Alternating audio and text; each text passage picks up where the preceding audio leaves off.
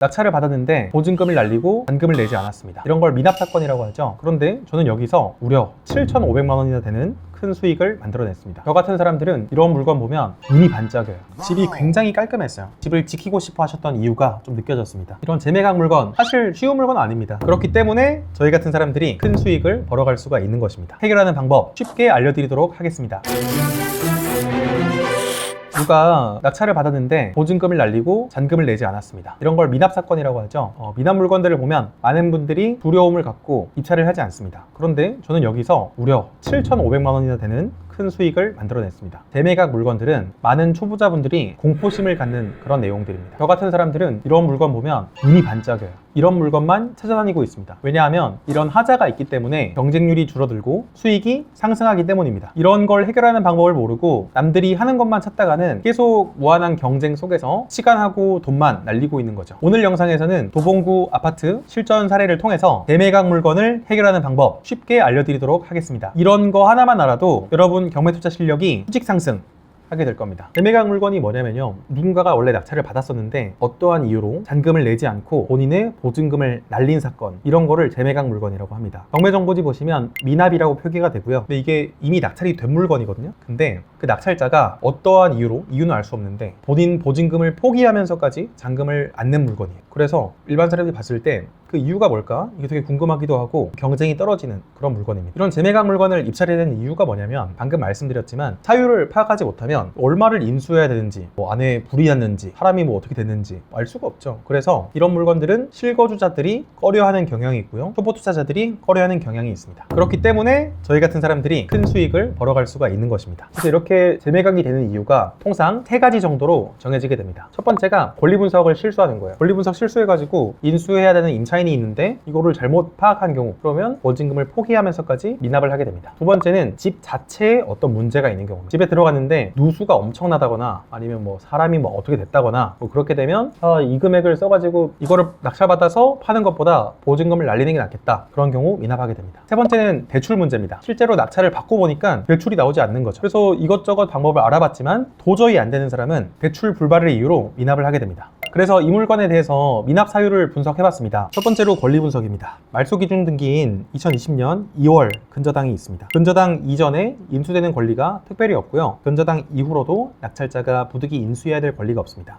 두 번째로 임차인 권리 분석을 해보겠습니다. 실제로 전입된 사람은 채무자 겸 소유자가 살고 있습니다. 그래서 임차인이 없기 때문에 권리 분석상 문제는 없습니다. 그 다음은 이 물건 자체에 문제가 있는지 파악하는 겁니다. 관리실에 전화를 해보니까 이 집에 누수나 화재 이런 것들이 접수가 된 적이 없었어요. 그리고 살고 계신 분에 대해서도 좀 여쭤봤거든요. 그러니까 오히려 살고 계신 분은 되게 나이스한 사람이지 빌런이나 이런 분이 아니다, 이렇게 회신을 받았습니다. 그래서 또 다른 문제가 있는지 파악하기 위해서 문건 처리 및 송달 내역을 확인했는데요, 문건 처리 내역을 보니까 2023년 6월 2일자로 채무자 겸 소유자가 집행정지 신청서를 제출했습니다. 이 집을 굉장히 지키고 싶어하는 그런 의지가 보이고요. 두 번째로 24년 6월 11일에 마찬가지로 또 채무자 겸 소유자가 열람 및 복사 신청을 제출했습니다. 이 사건에 대해서 다시 확인하면서 여전히 집을 좀 지키고 싶어하는 그런 의지를 드러내고 있습니다. 세 번째로 24년 11월에 최고가 매수인이 매각 허가 결정 정보를 발급받았습니다. 이 매각 허가 결정 정보는 별도로 법원에 신청을 해야 발급받을 수 있는 그런 서류인데요, 허가 결정 정보는 허가 결정문이라고도 하는데, 매각 허가 결정문이 필요한 경우는 대부분 대출 문제입니다.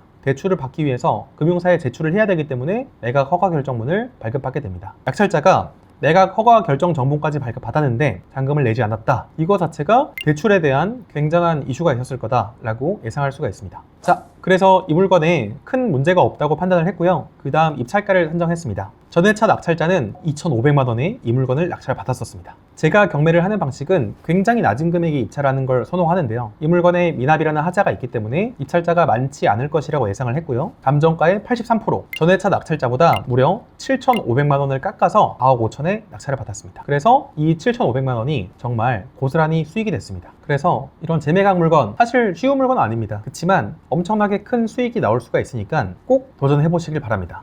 근데 이 물건이 사실 낙찰받고 파는 수익은 되게 컸었는데 풀어가는 과정이 쉽진 않았어요. 좀 빡센 일들이 많이 있었거든요. 근데 어떤 게 있었는지 제가 자세히 설명드릴게요. 낙찰받고 실제로 나중에 잔금을 받는 데까지는 8개월이 걸렸고요. 저희가 낙찰 후에 잔금 내고 나서 그리고 계약을 하는 데까지는 아마 5개월 정도 걸렸습니다. 사건 번호가 2023 타경의 104003 사건이고요. 서울 북부지방법원 보도에서 진행이 됐습니다. 24년 12월 10일 매각이 됐고요. 전회차로 24년 8월 20일에 5억 2,500만 원에 누군가가 낙찰을 받았었습니다. 그리고 제가 24년 12월 10일에 4억 5천에 낙찰을 받았습니다. 이후 1월 2일에 대출을 받아서 대출 실행했고요. 낙찰받고 대출 실행하는 데까지 대략 한 달이 좀 덜 걸렸네요. 그리고 1월 2일에 잔금을 내는데 무려 명도가 5월 27일에 끝났습니다. 명도까지 잔금 내고 나서 4개월 반이나 걸렸어요. 이제 제가 이 물건 낙찰받고 현장에 가봤어요. 가봐서 살고 계신 분과 얘기를 했었는데 전회차 낙찰자에 대한 정보를 알 수가 있었습니다. 전회차 낙찰자 바로 그 사람이었습니다. 실제 살고 계신 분이 소유자 겸 채무자는 경매에 참여할 수가 없거든요. 그래서 그분 가족 명의를 빌려서 경매에 입찰을 했었고요. 그 집을 꼭 지키고 싶어 하셨어요. 근데 그 가족분 명의를 빌려서 보증금을 내고 입찰을 했었는데 대출이 안 나왔던 거죠. 실제로 그렇기 때문에 그 돈을 미납을 했고 다시 경매가 나오게 된 겁니다. 이 살고 계셨던 점유자분, 소유자 겸 채무자분은 이 집을 정말 지키고 싶어 하셨고요. 저희에게 이 집을 일반 매매로 다시 사겠다 이렇게 요청을 하셨었어요. 제 입장에서도 이거를 그냥 다시 낙찰받고 이거 잔금 치고 수리하고 매수자 찾고 이렇게 하는 것보다 이 사람이 돈만 있으면 이 사람을 넘겨버리면 엄청 편하죠. 그 시간도 줄어들 거고요. 그래서 알겠습니다. 그렇게 할게요 라고 얘기를 했고요. 하지만 법적 절차는 법적 절차대로 진행을 다 했습니다. 그런데 결국 이분과는 거래가 불발됐었는데요. 이분이랑 거래를 하기 위해서 실제로 매매계약서를 쓰기 위해서 만났었고요. 계약서에 공증을 쓰기 위해서도 만나려고 했었습니다. 하지만 이 미팅들이 대부분 전부 다 불발이 됐어요. 저희가 계약서를 쓰기로 한 그 당일에도 나오지가 않으셨고요. 나오지 않았다 뿐만 아니라 갑자기 연락이 안 됐어요. 이날 만나기로 해서 저도 시간을 내 가지고 저기 도봉구 현장에 가서 부동산에 앉아 있는데 나오기로 한 사람이 안 나오는 거예요. 저는 초조하죠. 부동산 소장님한테도 죄송하고. 그래서 연락을 해봤는데 계속 연락이 안 되다가 나중에 했던 말은 계속 말이 바뀌어요. 차 사고가 났다. 근데 차 사고가 났었는데 사실은 돈이 없어서 못 왔다. 이렇게 거짓말을 계속 반복하시는 거죠. 이런 일이 한 3-4번 있었어요. 이 사람을 만나려고 제가 계속 현장에 갔었는데 본인이 사겠다 시간 내라 해놓고 결국 가니까 아예 그냥 연락 두절. 스트레스 받으시겠죠. 그래서 결국 이분과 합의는 없다 이렇게 생각을 했고요. 법적 절차대로 강제집행을 준비하고 있었습니다. 그래서 법원 직원들이랑 현장에 가서 대문을 하고 강제집행에 대한 안내문을 붙이고 나니까 그제서야 이분이 또 연락이 오시더라고요. 언제까지 자진 이사를 할 테니까 시간을 더 달라 이렇게 얘기를 했었습니다. 그리고 이분은 지금 살고 있는 집에 대해서 강제집행하는 걸 굉장히 싫어하셨어요. 본인 짐들이 어딘가로 맡겨진다 이것도 되게 싫어하셨고 그래서 그분이랑 명도 합의서를 썼고요. 명도 합의서를 보증하기 위해서 보증금을 받았었습니다. 한 달 정도 시간을 더 주고 자진 이사를 했습니다. 시간은 결국 더 길어졌지만 1,000만 원이라는 이런 비용을 받았기 때문에 그동안 나갔던 대출이자 전부 다 상태가 됐고요. 또 그리고 시간이 몇 달이나 흘러가지고 그 몇 달 동안 집값이 2,000만 원 오른 거죠. 그래서 결국 3,000만 원의 수익이 더 생긴 겁니다. 그래서 명도를 하고 이 집에 들어가 보니까 집이 굉장히 깔끔했어요. 집을 지키고 싶어 하셨던 이유가 좀 느껴졌습니다. 아예 배관까지 전부 다 수리를 했던 집이고요. 그래도 사람이 몇 년 살았다 보니까 손때 묻은 흔적들 이런 것들이 좀 있어서 그런 것들만 좀 교체를 했습니다. 일단 집에 들어가니까 이 중문 자체가 좀 올드했어요. 깔끔하게 3연동 중문으로 바꾸고 나니까 훨씬 더 새 거 같은 느낌이 있죠. 자, 그렇게 이제 정비를 마무리하고 물건을 내놨습니다. 물건을 내고 또 손님도 금방 잡혔어요. 집이 예쁘니까 손님이 바로 붙었습니다. 근데 어쩐지 또 이렇게 일이 좀 잘 풀린다고 했었는데 여기서 또 문제가 생겼어요. 매수하기로 했던 사람이 가계약금을 냈었거든요. 근데 그 사람이 대출이 안 나온다는 거예요. 그래서 부동산 소장님은 마음이 어렵죠. 지금 매수자한테 가계약금 보내라고 했는데 매수자가 대출이 안 나와서 가계약금을 날려야 되는 상황이니까 매수자도 힘들고 소장님도 힘들고 저희도 마음이 썩 편하진 않았어요. 사실 팔아버리면 제일 좋은데 가계약금 500만 원 받자고 이거 하는 게 아니거든요. 그래서 소장님하고 얘기하다가 어떻게 진행이 됐었냐면 소장님께서 그 매매 거래를 했던 그 금액과 똑같이 또는 그 이상으로만 받아주신다면 이 가계약금 반환하도록 하겠습니다. 이렇게 얘기를 했던 거죠.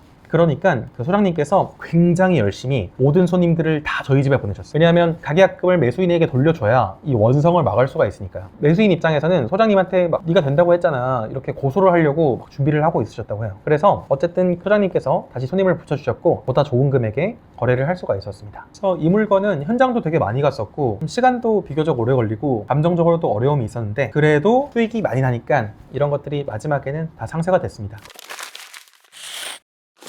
자, 이 사례를 통해서 여러분들도 재매각 물건 같은 이런 하자 있는 진주들을 찾으시길 바랍니다. 저는 다음 시간에 또 다른 재밌는 사례로 여러분들 앞에 돌아오도록 하겠습니다. 감사합니다. 이 집행 날짜 잡혔다, 이제 하겠다. 그러니까 제발 그것만 하지 말아라. 시간을 조금만 더 달라. 우리가 당신을 계속 믿어줬는데 당신이 거짓말했으면서 어떻게 또 믿어달라고 하느냐. 그러니까 보증금을 걸 수 있냐? 하니까 보증금 걸겠대. 알겠다. 그럼 보증금 1,000만 원 걸어라. 1,000만 원 걸고 했는데 근데 약속을 또 안 지킨 거예요. 그래서 1,000만 원은 결국 돌려주지 않았고 추후 자진 이사를 하긴 했는데 그래서 시간이 되게 길어졌어.